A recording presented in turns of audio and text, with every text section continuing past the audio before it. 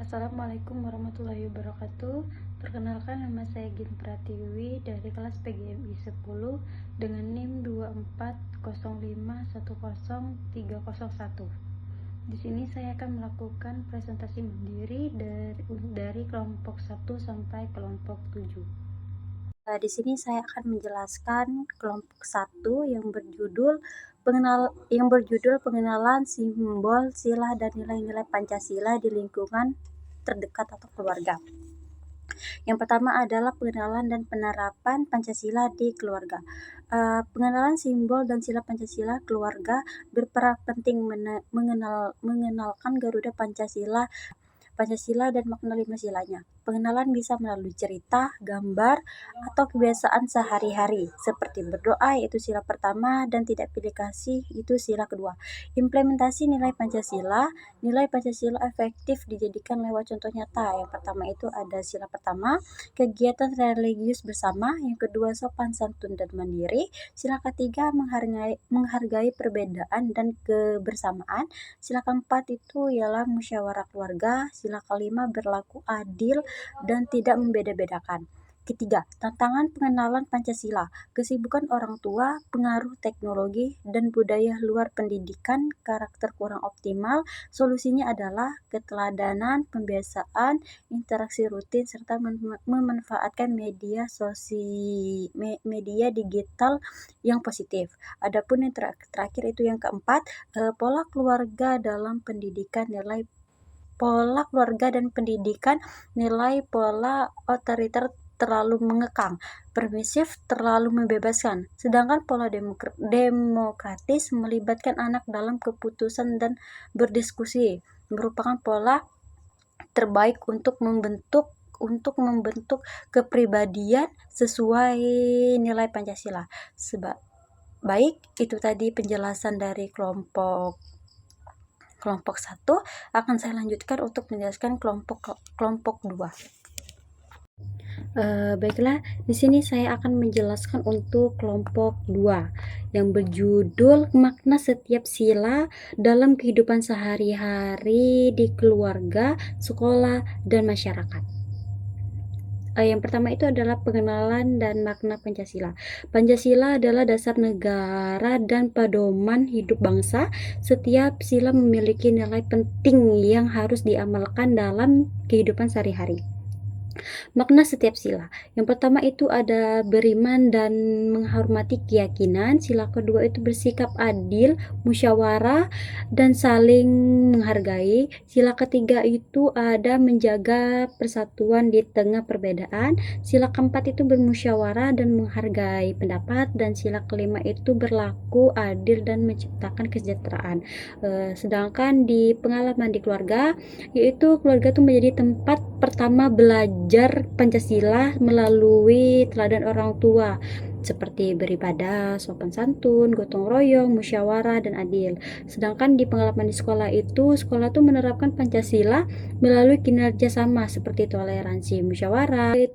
Keluarga itu tempat pertama kali anak belajar Pancasila melalui teladan orang tua seperti beribadah, sopan santun, gotong royong, musyawarah, dan adil. Sedangkan di pengalaman di sekolah tuh menerapkan Pancasila melalui kerjasama, toleransi, musyawarah kelas, dan juga menghargai teman, serta membagi tugas yang adil. Terus pengalaman di masyarakat itu seperti toleransi, gotong royong, musyawarah keluarga, dan menjaga kerukunan menjadi bentuk nyata pengalaman setiap sila di masyarakat. Adapun tantangan solusi. Yang pertama itu tantangan globalisasi, budaya asing, kurangnya pemahaman. Terus solusinya itu seperti mendidik karakter, keteladanan keluarga, terus kegiatan sekolah serta lingkungan sosial yang mendukung. Terima kasih, itu tadi penjelasan dari saya untuk makalah kelompok 2. Di sini saya akan melanjutkan presentasi untuk kelompok 3. Baiklah, Di sini saya akan menjelaskan untuk kelompok 3 yang berjudul Pancasila sebagai kesatuan utuh, dasar negara, pandangan hidup, dan ideologi pembelajaran sejarah kelahiran Pancasila serta karakter dan sikap para perumusnya. Pancasila sebagai kesatuan utuh. Kelima sila saling berkaitan dan tidak dapat dipisahkan. Setiap sila menjiwai dan dijiwai sila lain. Jika satu sila diabaikan, Pancasila kehilangan maknanya. Terus ada Pancasila sebagai dasar negara. Pancasila menjadi landasan dalam penyelenggaraan negara. Semua hukum dan peraturan di Indonesia harus berlandasan pada Pancasila sebagai sumber dari segala sumber hukum. Terus ada juga Pancasila sebagai ideologi. Pancasila adalah ideologi terbuka yang nilai-nilainya digali dari budaya bangsa, tidak dipaksakan dan dari luar, tetapi menjadi pandangan hidup dan pedoman moral masyarakat. Terus ada juga sejarah kelahiran Pancasila. Pancasila itu dirumuskan melalui sidang BPUPKI tanggal 29 bulan Mei sampai 1 Juni 1945, dilanjutkan Panitia 9 atau Piagam Jakarta dan disahkan PPKI pada 18 Agustus 1945. Terus ada juga para perumusan Pancasila. Tokoh utamanya itu Soekarno Hatta, Yamin, Supomo, dan lain-lain. Mereka bekerja dengan semangat persatuan. Terima kasih. Itu tadi penjelasan dari saya untuk makalah kelompok 3. Akan saya tutup dan akan saya lanjutkan untuk kelompok 4. Baiklah, di sini saya akan menjelaskan untuk makalah kelompok 4 yang berjudul pengertian, tujuan, dan ruang lingkup filsafat pendidikan Islam. Yang pertama itu adalah definisi keluarga. Keluarga itu dalam arti kata sempit adalah merupakan kelompok sosial terkecil dari masyarakat yang terbentuk berdasarkan pernikahan dan terdiri dari seseorang suami yaitu ayah, dan istri itu ibu dan anak-anak mereka. Yang B itu peran keluarga. Efektivitas dalam keluarga dalam perkembangan karakter anak dapat menjadi modal awal anak dalam pembentukan karakter anak agar dapat berinteraksi, berkomunikasi, dan berperilaku dengan yang lainnya. Selanjutnya itu ada C, aturan di lingkungan keluarga. Aturan dalam keluarga adalah pedoman atau ketentuan yang disepakati dan diterapkan oleh seluruh anggota keluarga untuk mengatur perilaku, interaksi, serta pembagian peran dan tanggung jawab dalam kehidupan sehari-hari. Adapun D itu ialah hak dan lingkungan keluarga. Anak tuh memiliki hak dasar yang harus dipenuhi oleh keluarga sebagai lingkungan pertama dan utama dalam kehidupan mereka.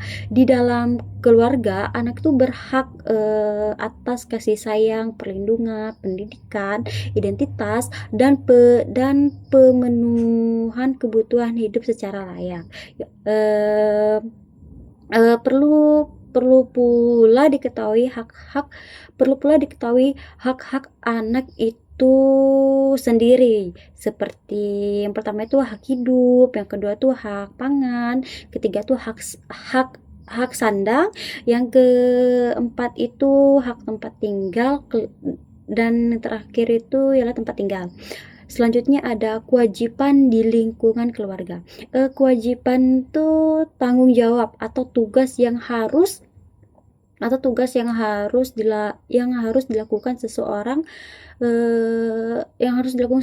seperti kewajiban anak dalam keluarga berlaku keluarga berarti hal-hal menjadi tugas anak terhadap orang tua, saudara, atau anggota lainnya. Sekian itu tadi penjelasan dari saya untuk makalah kelompok 4. Akan saya lanjutkan untuk makalah kelompok 5. Baiklah, di sini saya akan menjelaskan untuk materi kelompok 6 yang berjudul konsep norma kesepakatan beserta hak dan kewajiban sebagai warga negara, mempelajari musyawarah untuk membuat aturan bersama di keluarga dan di sekolah. Yang pertama itu ialah ada konsep dan jenis-jenis norma atau kesepakatan. Secara etimologi, istilah norma berasal dari bahasa Latin norma yang berarti patokan atau padoman atau alat ukur yang digunakan untuk menilai nilai benar atau salah hak atau buruk.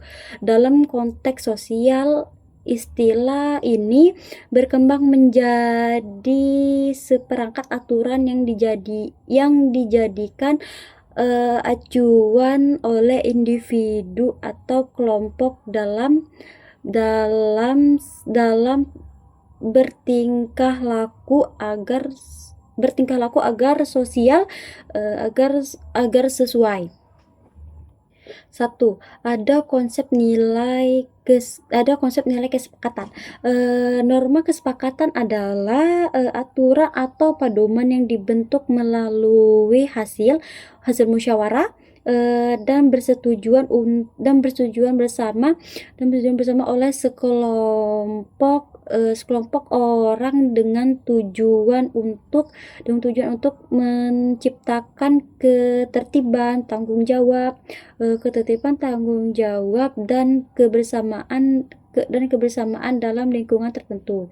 Kedua itu ada ciri-ciri norma kesepakatan. Dalam kesepakatan memiliki beberapa ciri yang membedakannya dari norma lain. Yang pertama itu adalah dibentuk melalui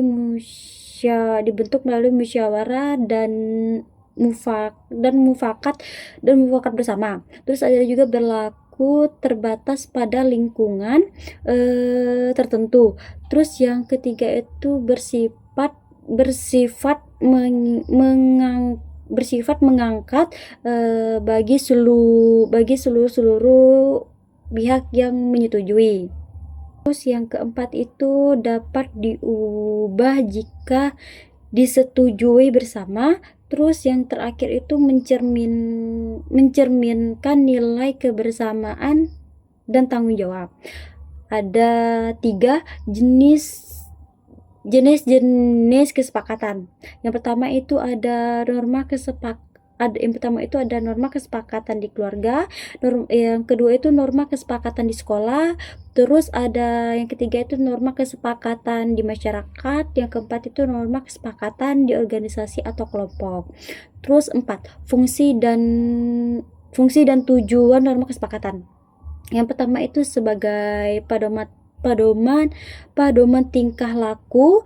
Terus yang kedua itu sebagai alat pengadili sosial. Terus yang ketiga itu sebagai sarana menumbuhkan sikap demokratis. Terus yang keempat itu sebagai media. Selanjutnya itu ialah B itu hak dan kewajiban sebagai warga negara. Hak dan kewajiban warga negara itu merupakan 2 aspek yang nilainya dapat dipisahkan dalam sistem kehidupan bernegara. Terus ada C itu musyawarah dalam membuat aturan bersama. Seperti musyawarah itu merupakan salah satu ciri khas kehidupan sosial dan politik bangsa Indonesia. Secara etimologis, istilah musyawarah itu berasal dari bahasa Arab, yaitu syuara, yang berarti berunding atau bertukar pikiran. Selanjutnya tuh ada C, musyawarah dalam membuat aturan bersama. Musyawarah itu merupakan salah satu ciri khas kehidupan sosial, politik bangsa Indonesia. Secara etimologis, istilah musyawarah itu berasal dari bahasa Arab yaitu syuara, yang berarti yaitu perundingan atau bertukar pikiran. Dan selanjutnya itu ada D, manfaat musyawarah dalam kehidupan sehari-hari. Yang pertama itu menumbuhkan sikap kebersamaan dan persatuan. Musyawarah tuh memiliki manfaat besar dalam menumbuhkan rasa kebersamaan dan mempererat persatuan antar individu. Sekian, ini sekian, terima kasih penjelasan dari saya untuk kelompok 6. Akan saya lanjutkan untuk kelompok 7. Baiklah, di sini saya akan menjelaskan materi kelompok 7 yang berjudul identitas diri sendiri, jenis kelamin, hobi, bahasa, agama di rumah dan di sekolah. A. Pengertian identitas diri. Identitas diri itu merupakan konsep yang kompleks dalam multidimensi. Identitas diri itu merupakan konsep kompleks yang mencerminkan pemahaman seseorang tentang siapa dirinya. Secara etimologis, kata identitas itu berasal dari bahasa Latin identitas yang berarti kebersamaan atau kesesuaian. B. Itu ada jenis kelamin sebagai identitas diri. Jenis kelamin itu merupakan salah satu aspek fundamental dari identitas diri yang paling awal disadari oleh seseorang anak, seperti jenis kelamin merujuk pada kategori biologis yang membedakan manusia menjadi laki-laki dan perempuan berdasarkan karakteristik fisik pada aspek individu. Dan C, hobi sebagai identitas diri. Hobi itu merupakan aspek penting dalam identitas diri yang mencerminkan minat, kesukaan, dan keunikan individu. D. Bahasa sebagai identitas diri.